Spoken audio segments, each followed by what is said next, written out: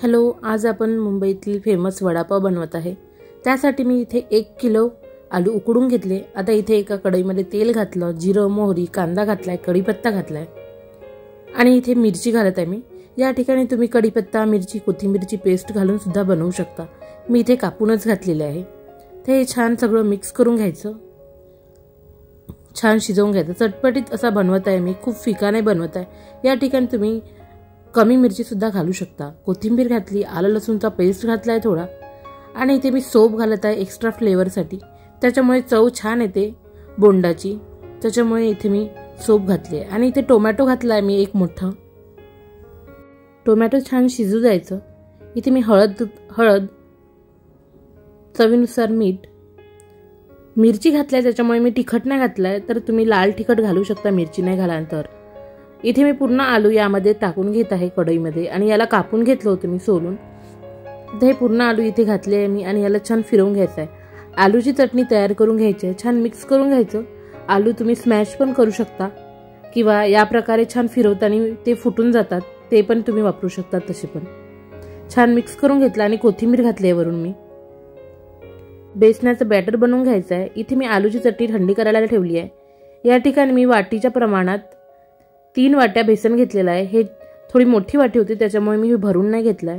चवीनुसार मीठ, हळद हे घातलाय, छान कलर येण्यासाठी हळद घातली आहे मी। कोणी हळद वापरत पण नाही, तर तुम्हाला आवडत असेल तर घाला। आणि थोडासा सोडा घातलाय मी इथे। पाणी घालून हे छान मिक्स करून घेत आहे। गुठळ्या नाही झाल्या पाहिजे म्हणून याला फिरवत राहायचं। बघा, थोडं पाणी घालून मी हे बॅटर बनवून घेत आहे। बघा, इथे बॅटर बनवून झालेलं आहे। आता छान मिक्स करून घेतलं आणि याला असंच साईडला ठेवून देत आहे। इथे आलूची चटणी थंडी झालेली आहे। इथे मी गोळे बनवून घेत आहे वड्यासाठी। बघा, इथे गोळे बनवून घेतले आणि इथे मी चटणीसाठी मिश्रण घालत आहे बेसनाचे यामध्ये। त्याची चटणी बनवून घ्यायची आहे आपल्याला, लाल चटणी। त्यासाठी इथे बारीक भजे हवे आहे, त्यामुळे मी इथे छोटे भजेसाठी बेसन घातलेलं आहे।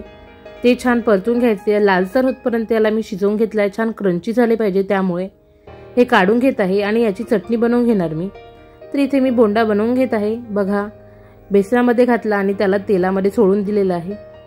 खूप लाल नाही येऊ द्यायचं, थोडं पिवळसरच दिसायला हवा बोंडा, त्यामुळे मी याला जास्त काही लाल येऊ दिलेला नाहीये। बघा, या प्रकारे खूप वेळ शिजवत नाही राहायचं आहे। छान पिवळसर असा बोंडा छान दिसतो। तर इथे मी याला शिजवून घेतला या प्रकारे बघा, आणि हे काढून घेतलेलं आहे। आता इथे चटणी तयार करून घेऊया। इथे मी लसणाच्या पाकळ्या घातल्या, कोथिंबीर चुकीने गेली होती ते काढून घेतली आहे मी, आणि थोडंसं तिखट घातलेलं आहे। मीठ आधीच आपण टाकलेलं होतं बेसनमध्ये, तर हे काही मी यामध्ये मीठ टाकलेलं नाही आहे। तर चटणी तयार आहे, लाल चटणी तयार आहे। इथे मी लसणाच्या पाकळ्या घेतल्या आहे, कोथिंबीर घेतली आहे आणि हिरव्या मिरची घेतल्या आहे आणि चवीनुसार मीठ, थोडंसं पाणी घालून हिरवी चटणी तयार करून घेतलेली आहे मी। बघा, या प्रकारे दोन्ही पण चटण्या तयार आहे, आपला बोंडा पण तयार आहे। तर इथे मी पाव कापून घेत आहे। बघा, या प्रकारे पाव कापून घेतला, यावरती हिरवी चटणी लावत आहे। चवीला खूप चटपटीत असं होतं, तर मिरची तुमच्या तिखट असेल तर खूप चटणी लावू नका। इथे मी एक बोंडा ठेवलेला आहे आणि त्यावरती लाल चटणी लावून घ्यायची आहे। बघा, या प्रकारे बाजारात जाऊन घेण्यापेक्षा चवीला चटपटीत आणि मस्त असा मुंबईचा फेमस वडापाव तयार आहे। चवीला खूप मस्त चटपटीत असा झालेला आहे, तिखट असा। आजची रेसिपी तुम्ही नक्की ट्राय करा आणि तुम्हाला कशी वाटली नक्की कळवा। Thank you for watching, bye bye.